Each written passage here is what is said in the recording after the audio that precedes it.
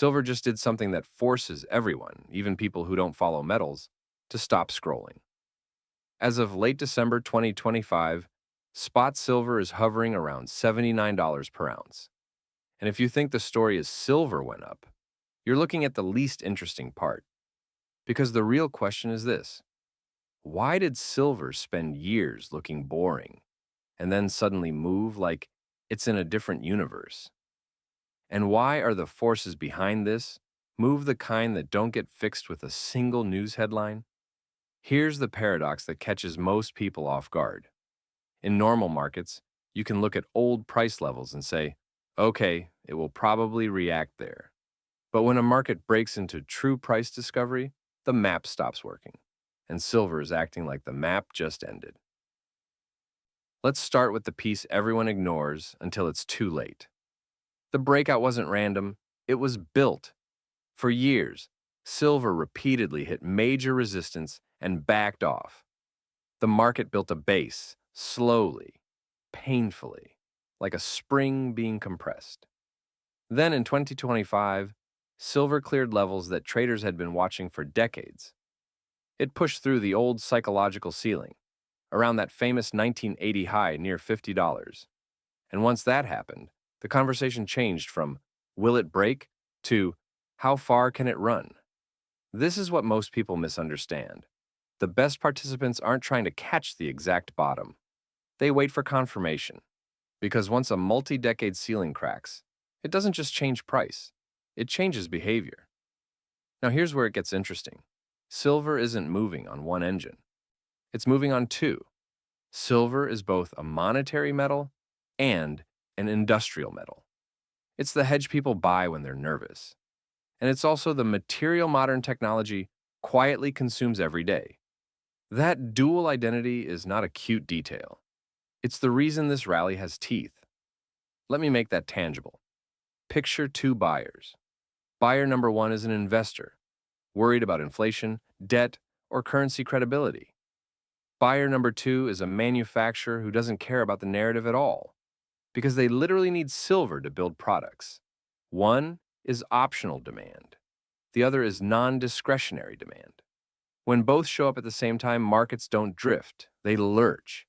And in 2025, the underlying balance looks structurally tight, tight enough that even a small shock can become a big move.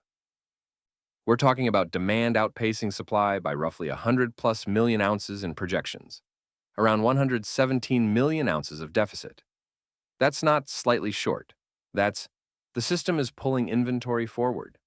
Now let's talk about the industrial side, because this is where the long-term pressure gets sneaky. People always mention solar, and yes, solar matters. But the solar story isn't just more solar equals more silver. The solar industry has been trying to use less silver per panel because silver is expensive and supply can tighten.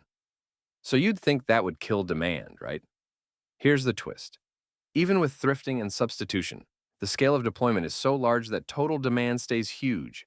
It's like trying to drink less water per sip while running a marathon.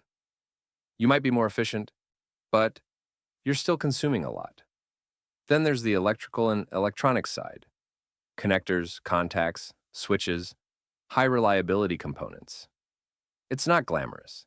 It doesn't trend on social media. But it's enormous. And it's the kind of demand that doesn't vanish overnight because the world still runs on electricity and communications. Now zoom out one more level. The market isn't just looking at demand, it's also noticing something unsettling. Supply doesn't instantly respond just because price is higher. Yes, higher prices can incentivize more mining and recycling, but that takes time. And in the meantime, if buyers believe availability might tighten, they don't politely wait. They secure supply, they hedge, they stockpile. And suddenly, a deficit isn't just a number, it becomes a behavior loop. Tightness drives price higher. Higher price triggers more security buying. Security buying tightens availability, and tighter availability drives price higher again. Now add the macro layer. Late 2025 has been full of talk about 2026 rate cuts and the debasement trade. Whether you agree with that framing or not, here's what matters. Narratives move capital. And when investors start seeing silver not as a sleepy commodity, But as a strategic metal with real deficits, capital shows up faster than supply can react. But there's another wild card here, and this is the part that makes industrial users nervous: trade policy. When markets sense that access to strategic materials could become more controlled through licensing, export rules, or administrative bottlenecks, uncertainty itself becomes a premium. Even the possibility of friction can push buyers to move earlier, hedge harder, and hold more inventory. And in a structurally tight market, uncertainty doesn't just add noise, it adds upward pressure. Okay, now we need to talk about the enemy. Not the Fed, not miners, not headlines, human nature. Because in markets like this, the most common sentence becomes, "I'm waiting for a pullback." Sometimes that's smart, but in real trend phases, that mindset can trap you because the pullback you're waiting for either never comes, or it comes from a price much higher than you expected, or it comes as a violent wick that scares you out. And then the market rips again. Here's another paradox that helps explain what people are experiencing. Imagine two silver moves. Move A looks healthy and gradual. Move B looks too fast and scary. Most people prefer move A. But the biggest runs often happen during move B because the market is repricing availability, not just sentiment. Price discovery doesn't care about your comfort. So, how do disciplined participants handle a market like this? They don't try to be heroes. They manage risk. They size positions so volatility doesn't knock them out emotionally. They define exits before emotions hijack the plan. And they understand a brutal truth: big money is often made by sitting, not trading. In a clear bull trend, the hardest profitable action can be doing nothing. Now, yes, this kind of move can become overbought. Short-term corrections can happen suddenly, and in a fast market, they can be sharp. That's why discipline matters. If you're participating, you respect volatility.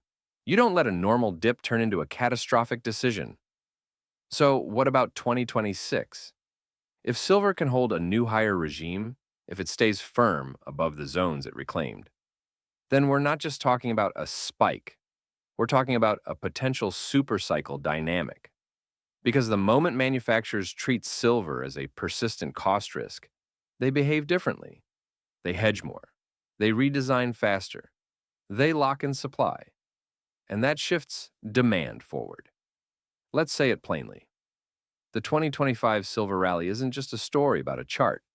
It's a story about structure, a long base, a breakout that changed psychology, dual engine demand, monetary and industrial, a projected deficit, a supply response that can't flip a switch, and a world where uncertainty can become a premium.